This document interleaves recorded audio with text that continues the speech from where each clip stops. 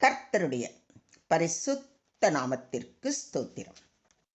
இன்றைய நாளின் தியானத்திற்கென்று தெரிந்து கொள்ளப்பட்ட வேத வசனம் ஏசாயா தீர்க்கதரிசியின் புத்தகம் 44 அதிகாரம் 22 வசனம். ஏசாயா 44:22. உன் மீறுதல்களை மேகத்தைப் போலவும் உன் பாவங்களை கார்மேகத்தைப் போலவும் அகற்றிவிட்டேன். என்னிடத்தில் திரும்பு, உன்னை நான் மீட்டுக் கொண்டேன். ஆமென். இன்றைய தியான வசனத்தில் தேவன் தனது மக்களுக்கு தரும் இரட்சிப்பு, மன்னிப்பு மற்றும் மீட்பு பற்றிய உறுதியான வாக்குத்தத்தம் காணப்படுகிறது. இதனை 3 முக்கிய பகுதிகளாக பிரித்து தியானிப்போம். முதலாவது பாவ மன்னிப்பு. இது தேவனின் அருள். உன் மீறுதல்களை மேகத்தைப் போலவும் உன் பாவங்களை கார்மேகத்தைப் போலவும் அகற்றிவிட்டேன் என்று வாக்களித்திருப்பதை கவனியுங்கள். இங்கே மேகம் மற்றும் கார்மேகம் என்பது பாவத்தின் உருவகமாக கூறப்பட்டுள்ளது. மேகம் சூரியனை மறைக்கிறது போல பாவமும் தேவனுடனான உறவை மறைக்கிறது. உங்கள் அக்கிரமங்களே உங்களுக்கும் உங்கள் தேவனுக்கும் நடுவாக பிரிவினை உண்டாக்குகிறது. உங்கள் பாவங்களே அவர் உங்களுக்கு செவி கொடாதபடிக்கு அவருடைய முகத்தை உங்களுக்கு மறைக்கிறது என்று ஏசாயா தீர்க்கதரிசி மிக திட்டவட்டமாக கூறுவதை 59 அதிகாரம் 2 வசனத்தில் வாசிக்கிறோம். ஆனால் தேவன் அதை அகற்றிவிட்டார் என்று கூறுகிறார். மேகம் காற்றினால் விலகுவது போல தேவன் நம்முடைய பாவங்களை ஊதி துடைத்து மன்னித்து நிகரற்ற கிருபையால் அகற்றுகிறார். இதைத்தான் சங்கீதக்காரனும் மேற்குக்கும் கிழக்குக்கும் எவ்வளவு தூரமோ அவ்வளவு தூரமாய் அவர் நம்முடைய பாவங்களை நம்மை விட்டு விலக்கினார் என்று உறுதிபட கூறுகிறார். கிழக்கு மற்றும் மேற்கு திசைகளை ஒருங்கிணைய முடியாதவை. தேவன் நம்முடைய பாவங்களை மிகவும் தொலைவுக்கு தள்ளிவிட்டார். அவை நம்மை மீண்டும் தொட முடியாது. நாம் மனம் திரும்பி தேவனை ஏற்றுக்கொண்டு அவரை கிட்டிச் சேரும் பொழுது அவர் நம்முடைய பாவங்களை மீண்டும் எண்ணி பார்க்காமல் நம்மை 2 கரம் நீட்டி அணைத்துக் கொள்கிறார். இதை விசுவாசிக்கிறீங்களா? இரண்டாவது மனம் திரும்பல், தேவனிடம் திரும்புதல். என்னிடத்தில் திரும்பு என்று கூறுவதை கவனியுங்கள். இதை ஒரு கட்டளையாக எடுத்துக்கொண்டால் அவருடைய அன்பு கட்டளைக்கு நாம் கீழ்ப்படிந்துதான் தீர வேண்டும். தேவன் மன்னிக்கிறார் என்பதிலேயே நிற்கக்கூடாது. மனிதன் திரும்பி அவரை நோக்கி வர வேண்டும். மனம் திரும்புதல் என்பது பாவத்திலிருந்து விலகி தேவனை நோக்கி முழுமையாக திரும்புதல் ஆகும். தேவன் மனிதனை அழைக்கிறார். மனிதன் உடனே அவருக்கு செவி சாய்க்க வேண்டும்.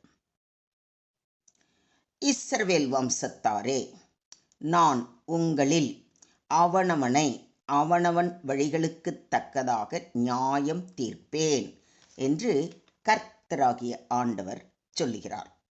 நீங்கள் மனம் திரும்புங்கள், உங்களுடைய எல்லா மீறுதல்களையும் விட்டு திரும்புங்கள்.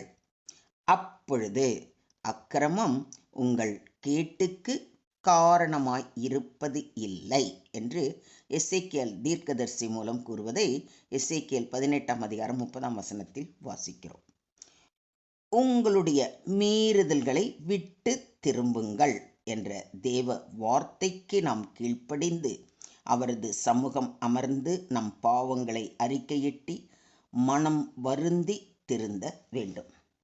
3வது, மீட்பு. தேவனின் உரிமை. உன்னை நான் மீட்டுக் கொண்டேன் என்று உரிமையோடு கூறுவதை கவனியுங்கள். மீட்பு என்ற வார்த்தை முடியாததை முடித்து தரும் கர்த்தரின் கிரியை என விளங்கலாம். இஸ்ரவேலரை தேவன் எகிப்திலிருந்து மீட்டது போல பாவத்திலிருந்து மீட்பது தேவனுடைய கிருபையால் மட்டுமே சாத்தியம் ஆகும்.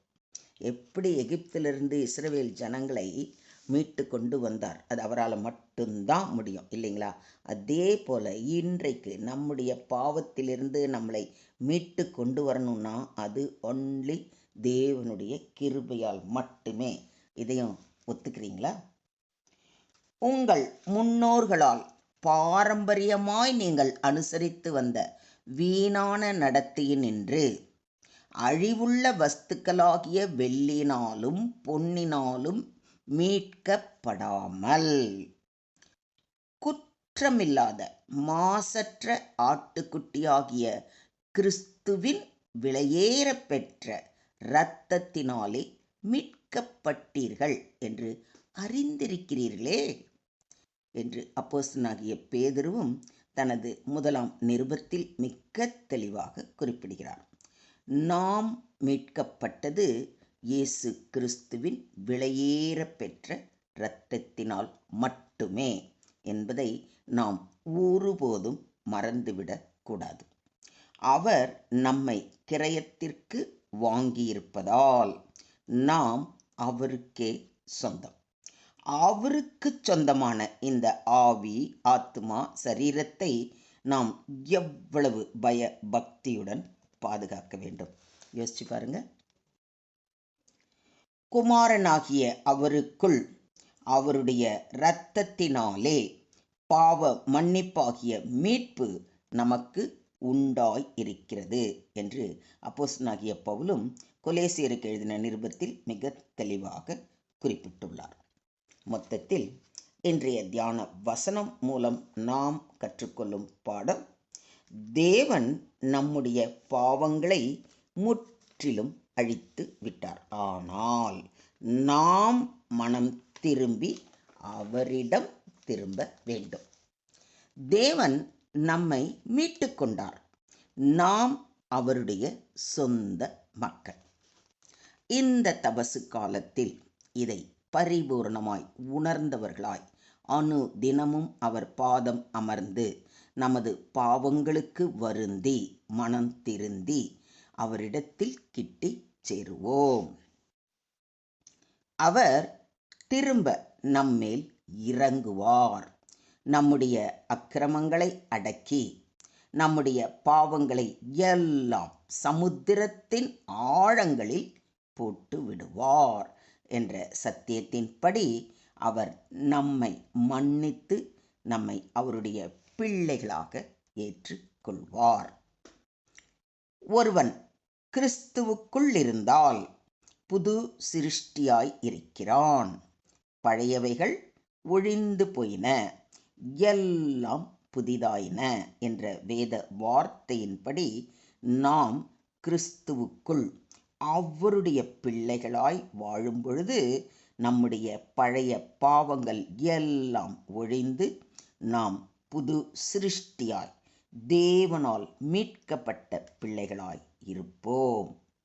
உன்னை பேர் சொல்லி அழைத்தேன், நீ என்னுடையவன் என்னுடையவள் என்று தேவனும் நம்மை அரவணைத்து காத்து வழி நடத்துவார்.